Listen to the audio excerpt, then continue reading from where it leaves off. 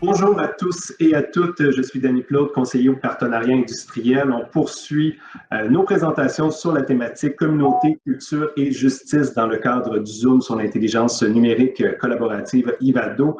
Je vous rappelle que vous pouvez nous faire part de vos questions, de vos commentaires sous l'onglet discussion interactive au bas à droite de votre écran. On va avoir quelques minutes à la fin de la présentation pour poser vos questions. Donc, on va poursuivre avec notre dernière présentation de la journée, mais non la moindre, celle de Viviane Gravel, qui est présidente directrice générale de BCity, qui viendra nous parler du Smart City Marketplace. Donc, véritable pionnière et leader dans son domaine, Viviane Gravel est reconnue pour activer et concevoir des innovations mobiles, numériques et en intelligence artificielle qui génèrent des impacts positifs tout en améliorant le rendement des organisations et la vie des gens. Après avoir cumulé des années d'expérience à des postes de direction de portée internationale, elle a cofondé et vendu avec succès Lipso, première entreprise de plateforme mobile intégrée au Québec. Viviane Gravel a par la suite lancé et propulsé Métix, Chronométrique, Métaux et en 2016, Solutions BCity. En collaboration avec des partenaires stratégiques, cette entreprise en croissance a développé la plateforme Ville-Communauté intelligente BCity+, qui approche les citoyens qui rapproche les citoyens de leur communauté. BCity rend les données accessibles aux décideurs et aux citoyens par la gestion éthique des données et de l'intelligence artificielle, permet un dialogue en temps réel et l'accès à une multitude de services urbains via une seule application, en plus de favoriser le commerce de proximité. Réputée pour créer des partenariats mutuellement bénéfiques, Viviane est également une conférencière prisée traitant avec dynamisme d'innovation en intelligence artificielle et en TI. Viviane Gravel, merci et bienvenue parmi nous cet après-midi. Merci, ça fait plaisir. Je peux siffler, mais d'entendre tout ça. Là. Mais merci pour cette présentation-là. Merci pour l'invitation et je confirme que c'est la dernière entreprise que je lance. Donc, je commence tout de suite. Dans le fond, la plateforme Ville intelligente intègre l'intelligence numérique pour créer des villes qui règlent des problèmes de manière plus efficace puis qui sert à améliorer la vie des citoyens. Je dirais ici, c'est une slide que j'ai sortie de McKinsey, mais ce qui est important pour réussir le concept de ville intelligente, c'est assez complexe comme monde. Là. Je ne savais pas trop dans quoi je m'embarquais quand j'ai lancé, mais c'est vraiment le fait que il y a 3 éléments qui sont super importants. Un, c'est il faut viser l'adoption et l'usage actif des citoyens. Pour ça, ça prend vraiment beaucoup de gens qui s'inscrivent à l'application, qui l'utilisent de manière active et qui bénéficient des informations et de l'aide à la décision. L'autre élément, c'est que la plateforme elle doit intégrer une application qui intègre des capacités d'analyse de données.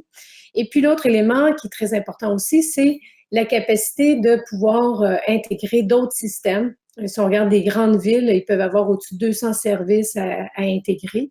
Et aussi, avec l'avènement du 5G, on doit être capable d'intégrer des sensors ou de l'IoT.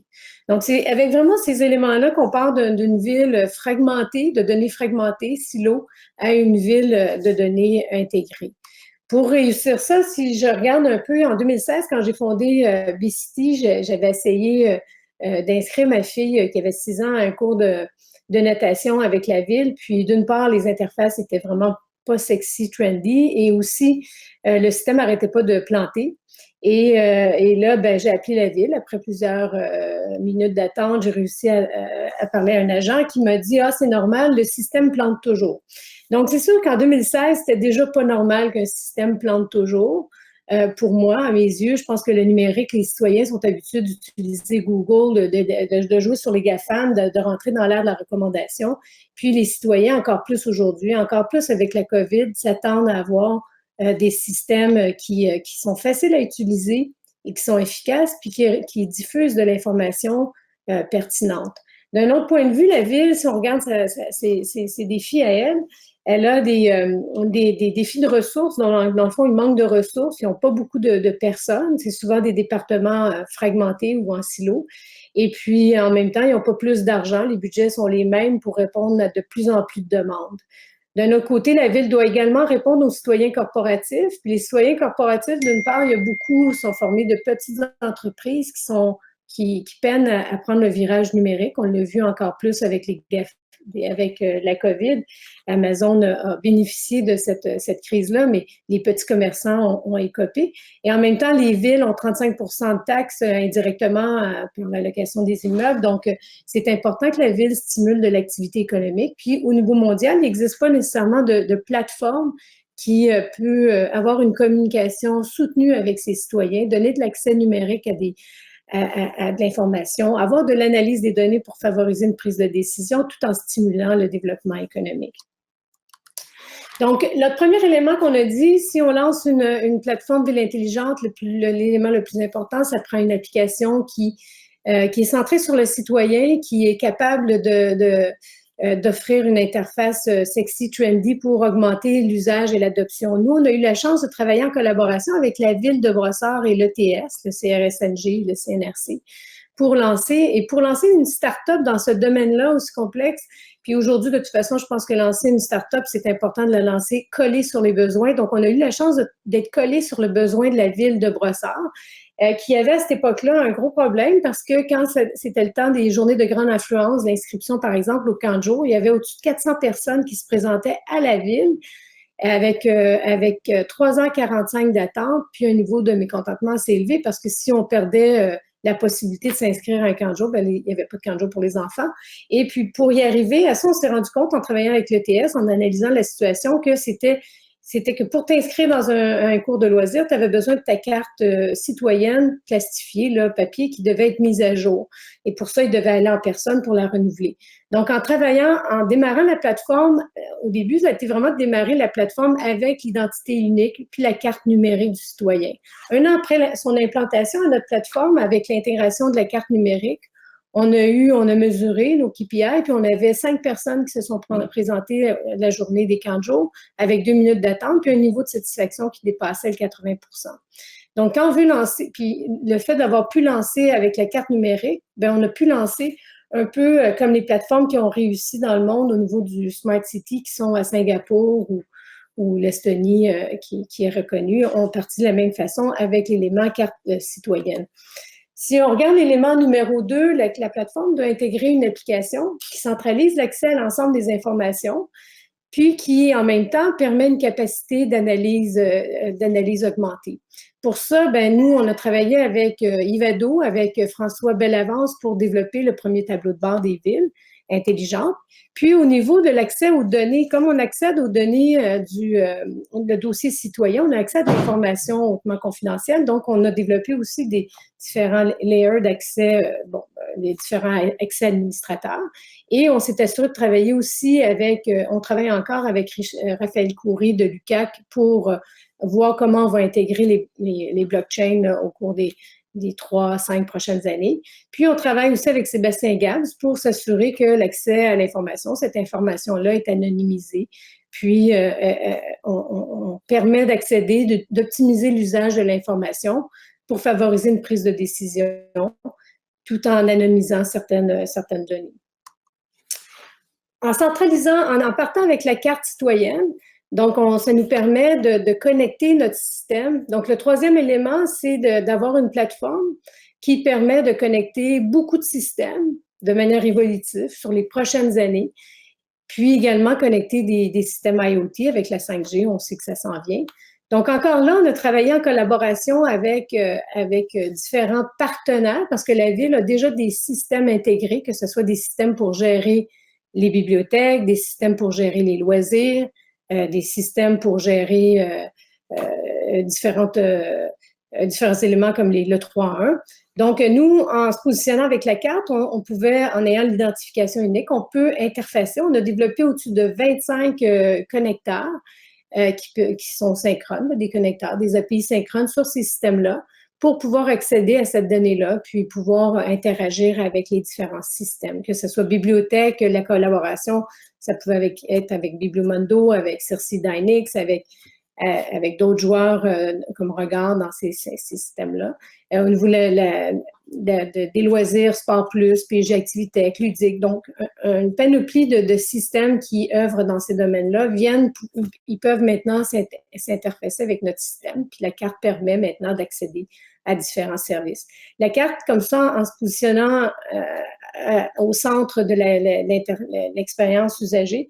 Elle a été aussi conçue pour interfacer avec d'autres systèmes. Par exemple, on pourrait aussi interfacer des systèmes de transport en commun.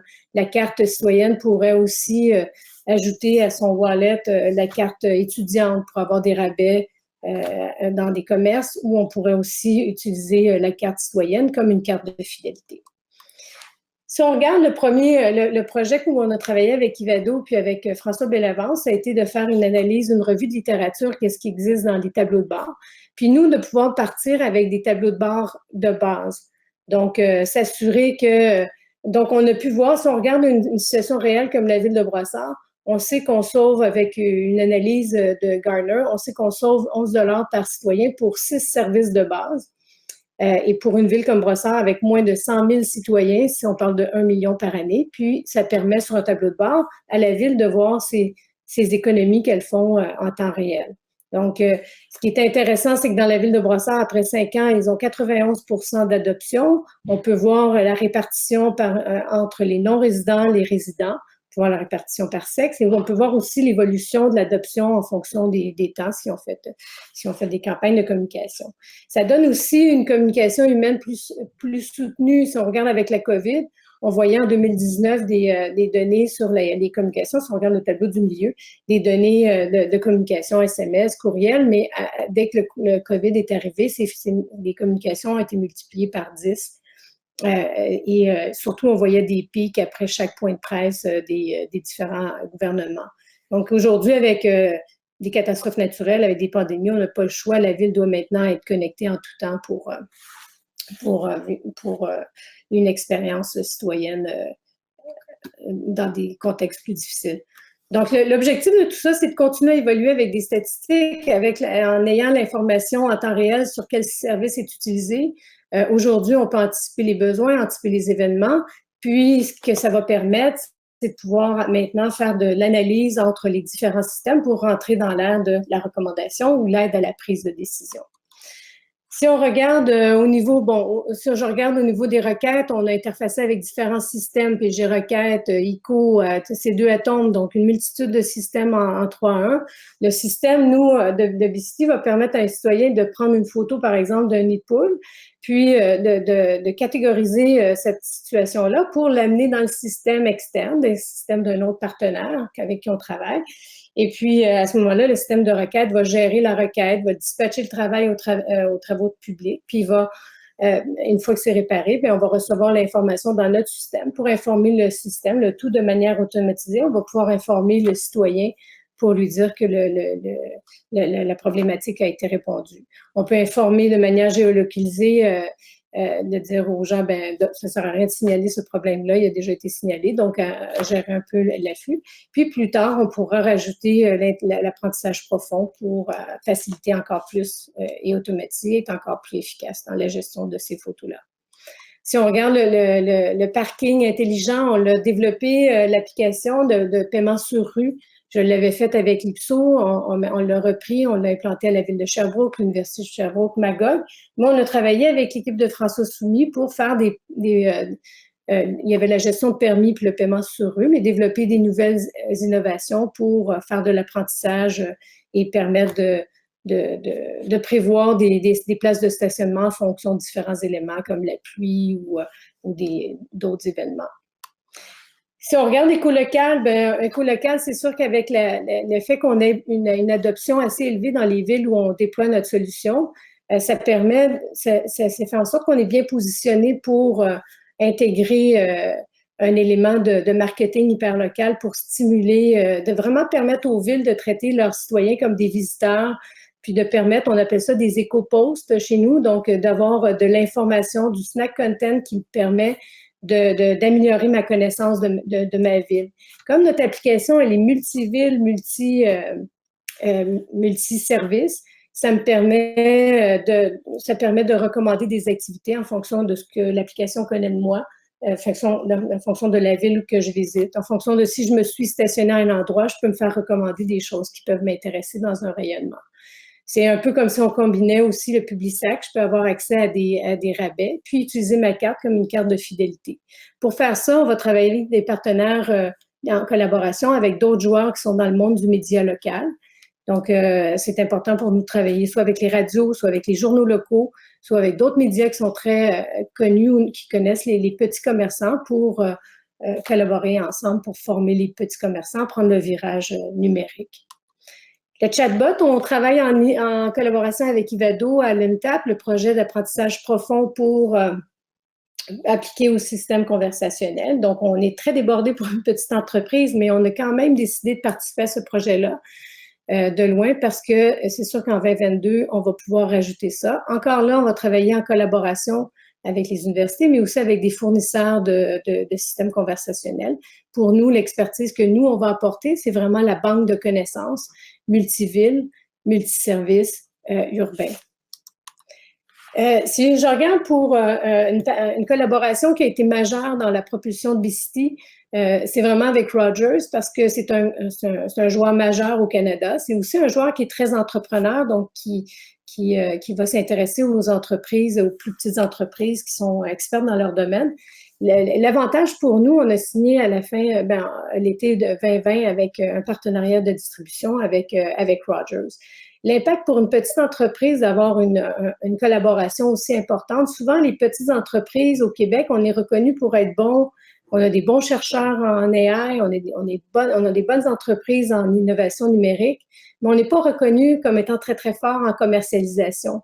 Donc, c'est sûr que pour nous, si on a du succès aujourd'hui, c'est grâce aux différents collaborateurs qu'on a eus, puis aussi énormément grâce à un joueur comme Rogers qui, quand ça prend du temps, ça peut prendre 12 à 18 mois signer avec un partenaire comme ça, mais ils viennent rencontrer nos clients, ils viennent regarder notre technologie, notre capacité à respecter des hautes règles de qualité, de sécurité de données. Donc, c'est un saut de qualité quand un gros joueur comme ça signe avec nous. Et puis, en plus, ça nous donne accès à 500 vendeurs au Canada. Puis aussi, une expertise des gens qui sont très forts en marketing, des experts en IoT. Donc, ça nous permet d'améliorer nos processus de commercialisation pour être encore meilleurs. Donc, et ça nous ouvre les portes vers d'autres groupes. Nous, on a signé avec l'entité entreprise, mais ça pourrait aussi nous ouvrir une porte vers l'entité média pour lancer le module plus écolocal.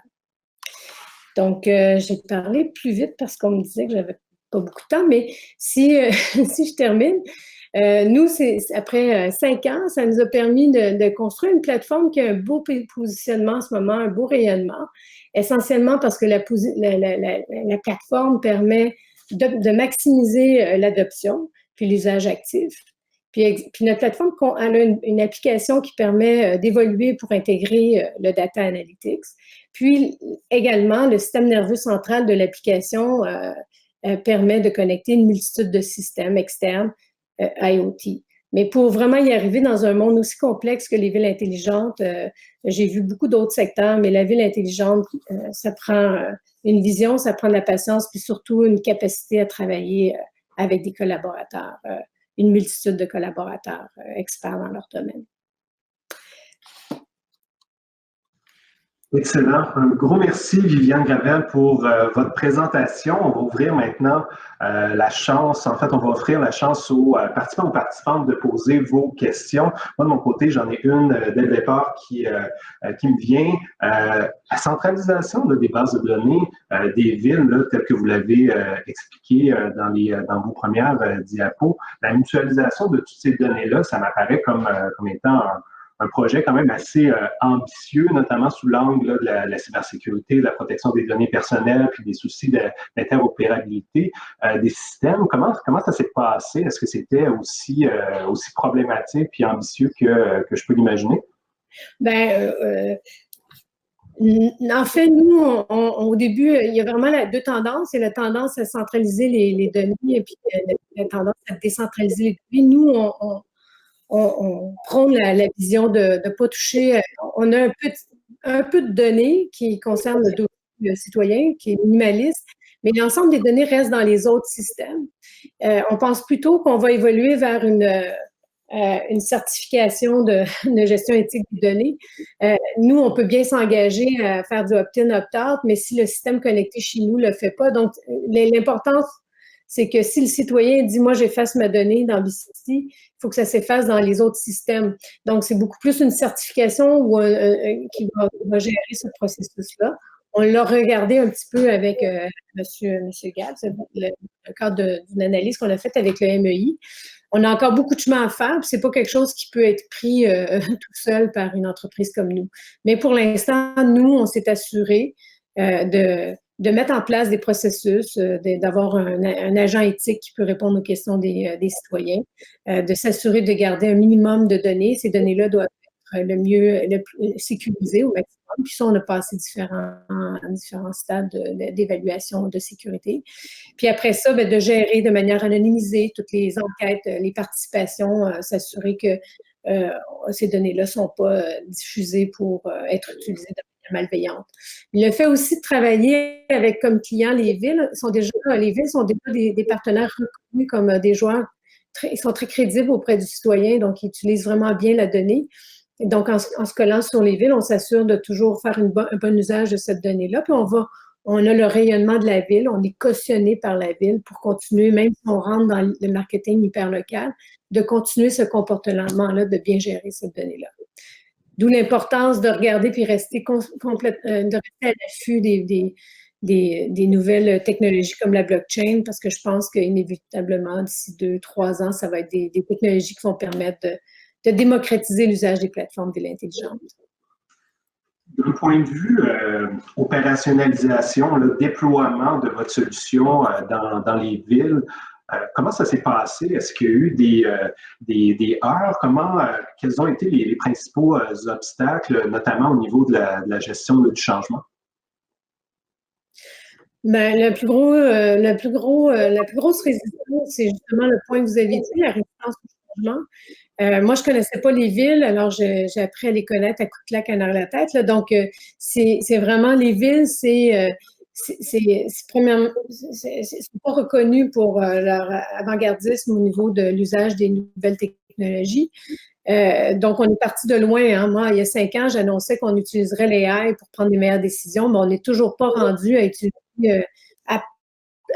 autant qu'on voulait ces nouvelles technologies-là. Les grandes barrières, c'est aussi le fait qu'on doit se connecter à d'autres systèmes qui n'ont pas nécessairement d'API. Ou de connecteurs. Souvent, on doit attendre, puis ça freine la rapidité. Ce qui fait en sorte que nous, on a pris un virage récemment pour rentrer dans les villes sans nécessairement avoir toutes les connexions. Donc, d'offrir notre application, déjà, on peut déployer beaucoup plus rapidement notre technologie sans avoir tous les connecteurs dès le départ. Un des freins, c'est que souvent, les villes veulent avoir tous les connecteurs avant de déployer. Puis ça peut prendre 1 an à connecter requête, connecter bibliothèque.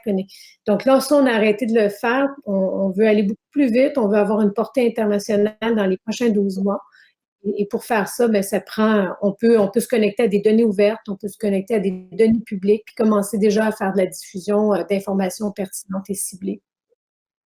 De le faire dans un certain processus itératif là, pour accélérer les choses. Exact. Après, une fois donc, c'est un système qui peut être lancé pas connecté, avec la capacité de se connecter just in time, en priorisant. Ce qu'on voit aussi avec la COVID, c'est qu'on a fait un saut de 10 ans. Donc, les villes veulent prendre le virage. Ils veulent le prendre vite, mais souvent avec une tonne de priorités. Donc là, il faut les aider sur la priorisation des choses qu'on doit faire. Donc, merveilleux. Malheureusement, on doit s'arrêter ici. C'est tout le temps qu'on a. Viviane Gravel, présidente directrice générale de BCT, un gros merci pour votre participation cet après-midi. Un gros merci également à tous les participantes au Zoom de l'intelligence numérique collaborative. Donc, au nom de ma collègue Gabrielle Langlois et à mon nom, merci d'avoir été là toute la journée sous la thématique des communautés, culture et justice. Je vous invite à rejoindre Nancy Laramé, directrice des partenariats chez Vado, dans les prochaines secondes, qui va prononcer le mot de clôture. Donc, merci à tous et à toutes et une bonne fin de journée à tout le monde.